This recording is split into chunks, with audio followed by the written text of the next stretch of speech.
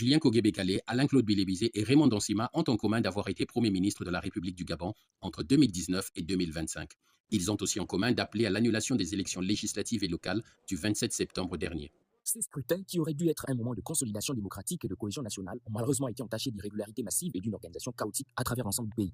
Dès les premières heures du scrutin, des vidéos filmées dans certains centres de vote deviennent virales. Des électeurs en colère, souvent outrés, dénoncent des dysfonctionnements. Manque de cartes, manque de bulletins de candidats. D'autres ne retrouvent pas leur nom dans les bureaux de vote. La liste de griefs est longue. Ils ont les urnes avec eux. Ça ira jusqu'au palais. Ne fouillez pas.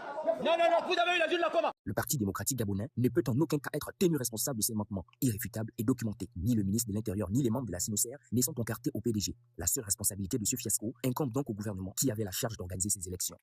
Pour Alain-Claude Bilébizé, la responsabilité du pouvoir ne fait aucun doute. Le président d'Ensemble pour le Gabon parle de fraude d'État organisée à grande échelle avec la complicité de certains fonctionnaires. Il s'interroge entre autres sur le nombre important de procurations délivrées par les organisateurs. Les procurations sont éditées par l'État, détenues par l'État et donc distribuées par l'État. Et lorsque les agents de l'État distribuent des procurations à un seul camp politique, où on a dans les sièges des gens qui sont élus avec 2000 procurations, 800 procurations, c'est une fraude d'État.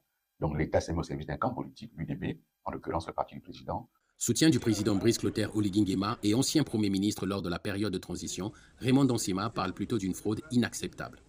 La fraude électorale, inacceptable hier, le serait-elle devenue aujourd'hui?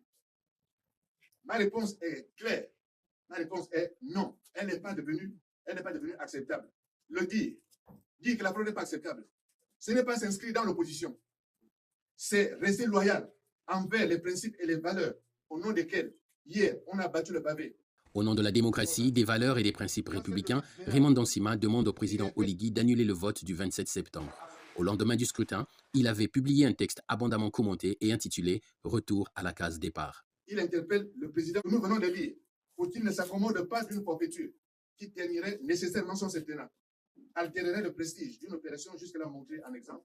Son prédécesseur à la primature fait également allusion au récent bouleversement politique survenu au Gabon. Il évoque le renversement par les militaires de l'ancien président Ali Bongo Ondimba. Le coup d'État du 30 août 2023 a été justifié essentiellement par le refus par les militaires d'accepter les résultats tronqués. Et là, le 27 septembre, ils viennent eux-mêmes d'organiser des élections aux résultats tronqués. Il y a donc là une faiblesse et un abaissement moral majeur. Il faut corriger. Les autorités tentent justement de corriger le tir pour le deuxième tour prévu le 11 octobre.